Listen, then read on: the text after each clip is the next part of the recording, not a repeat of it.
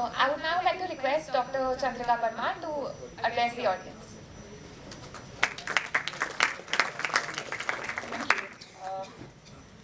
Good evening, and thank you once again to many of you who have been here since morning, and those of you who are joining in right now. I'm Chandrika Parmar. I'm a faculty member at SIA, and I also lead the program called Development of Corporate Citizenship at the Institute. I'm very, very pleased to welcome you to the Social Impact Awards 2024. Social Impact Awards acknowledges and celebrates the contributions made by social sector organizations and social enterprises towards the society. These awards recognize work present and basically work that people are doing at the grassroots, which are practical, innovative, and contribute to society and at large. Over the last 8 months, and this is a long process that SIA goes through. Many of you put their applications into it, and many of you are part of this process. It takes a long time from your application going in to a shortlist, to a semi-final, to the people presenting to the jury members, to the finalists. And the whole process, in this year, 490 organizations put in their applications. And out of that, the semi-final, 154 organizations made their presentations. And in the final round, there were about 54 organizations that have come to the final round. More than 50 jury members were involved in this process, so it's a long. So I also want to say something, that while this is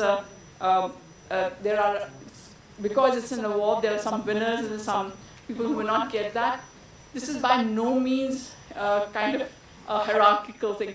I think a lot of organizations do a lot of good work, and it's all complementary. It's just because it's the way it is structured, there is always someone who emerges as the person on the top, or where the evaluations are worked out.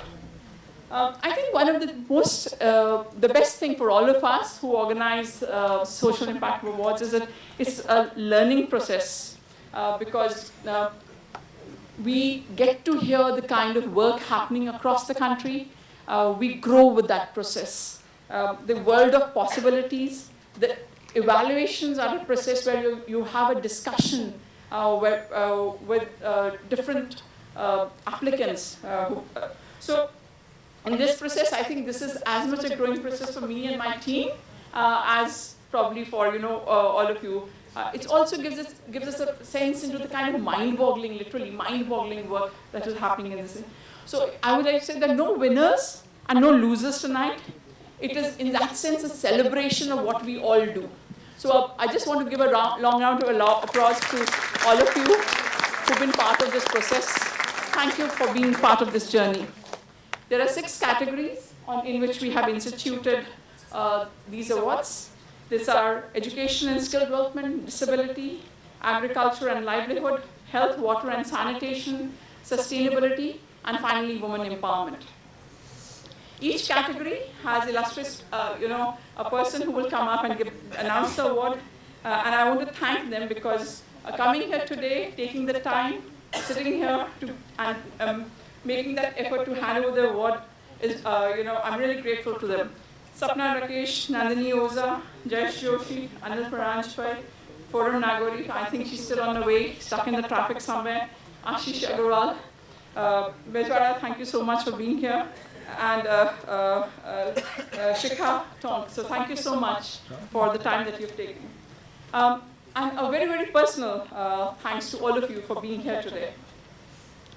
But before I proceed, I think one that I want to do is that it's today my honor to introduce the keynote speaker, Mr. Bezwara Wilson. Bezwara, thank you so much for being here. I know you are coming in for just like flying in just for this and going back. Thank you so much. I'm really grateful for that. Just shows your commitment. I can say it in all sincerity, Bezwara is someone whose work I respect tremendously from the bottom of my heart. Your work is something I've shared in my classrooms. And if there are students of PGPM here, they'll know that I've spoken about it in the classroom. A stalwart, in some senses, who is fighting for social justice. Mr. Wilson is the national convener for Safai Karmchari Andolan, an organization that has been at the forefront of movement to eradicate manual scavenging in India. Born in Kolar, and this is where I pulled out some data from the background, Biswara, so bear with it. Biswara's parents, he says, were themselves manual scavengers, and that is something he shares about in a lot of his interviews. And he also talks about the time when he finally confronted, he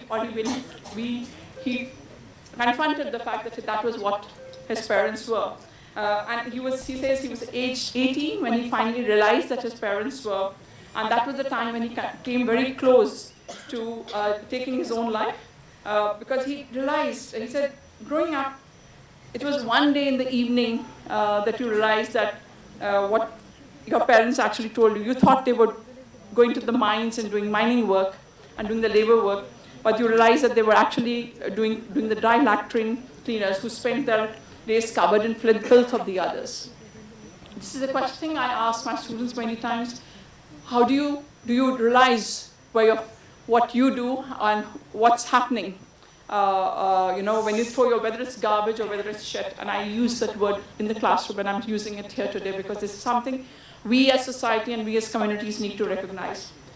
Biswara talks of the hours he spent weeping and wrestling with those thoughts, but how he used that as a way to leverage himself. And 2 decades later, 3 decades later, it's nothing short of inspirational. As the head of the nationwide organization, you have confronted some of these issues head-on. And these issues which are deeply ingrained, sometimes a silent part of our society, prejudices that exist, you have kind of brought the focus on them. And I think we are all talking, at least in business schools, forums like this, about why we need to engage with some of these issues. I think one of the things also that you bring to fore, which is the issue of caste, where I think that it needs to be, one needs to understand that this is directly linked. It's a caste practice, and one needs to confront that, and you don't shy away from that. In this journey, of course, Biswara has collected a lot of accolades, from being part of Satyamev Jayate to getting the Magsaysay Award in 2016. Which recognize his moral energy and zeal. So, and he's been leading this. So your work, in that sense, is a powerful reminder to all of us here today that we need to address systemic inequities. And it's not just about policy changes, but also about transforming societal mindsets and challenging entrenched structures of discrimination. So I want to thank you for doing that. And but before I invite you to deliver your keynote address, I also want to say that there's another award that we will be giving out today, which is the Faculty Excellence Award. This is under the Prime Chapter India aegis. We have institute. This is I5 is about innovative pedagogies in classroom and in research in institutions. We had under I5 called for applications from the academic community. We got 53 applications from 25 institutes. And there are 3 winners here. Not 3 winners, there are 3, should we say, themes here. One is Innovative Curriculum Award, Engagement and Impact Award, and Research Excellence Award. So we will also be giving out those awards at the end of this thing. But in the meanwhile, I think I don't want to stand between you and Biswara addressing all of us. Biswara, please.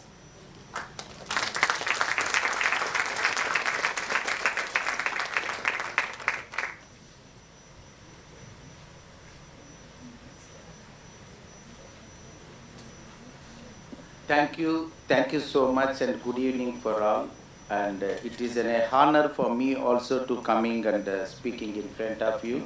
And I have not done such any very important or very hard things which can recognize or so much or anything, but it is there is a kind of good human beings still across the globe, or particularly in India.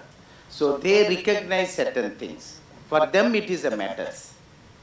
to recognize and do all those things. Nothing, if somebody asks me what is your achievement or anything, so always I feel that what to say. There is nothing to say that this is my achievement, and there is no any write-up or any some kind of a report which I can submit or anything. So I have almost like a 40, 42, 43 years, but I never prepared any report to say that this is what is an annual report or quarterly report or whatever we have done. So that a person, so in the management, you are a very systematically working people. So you are calling, I am nowhere in your, what it is called, map. I am in somewhere out of your actually periphery or the whatever. So, but you recognize the undertaking into that purview of your area. That is actually your greatness, because you still feel that the humanity is the most important. Humanity is a subset, that is the only at the top. All other achievements and many successes, success stories, that is all above all this humanity. So that you recognized. For that I am so thankful to you all. And that is the reason I am existing. Not calling to here or anything. Every meal what I eat, where I am traveling, everything, the money or the support is given by somebody else. I never earn anything, even a 1 rupee. And my parents has not given anything to me, not transferred any money from the bank to bank, nothing. When I started coming out, they felt that what is this, you are leaving the college and running and taking your bag, and where you are going, you don't know where you are coming, at what time, nothing, you have no plans. And they also, sometimes they felt that I am escaping my responsibility after going to the college. To escape that, I am taking this as one excuse or the bahana. So that is what their understanding in the beginning. Because there was nothing which you can fight against. So fight against is something difficult, and it is not good also. Fight itself is the word, we take it a very negative term. So, but actually the fight, struggle, and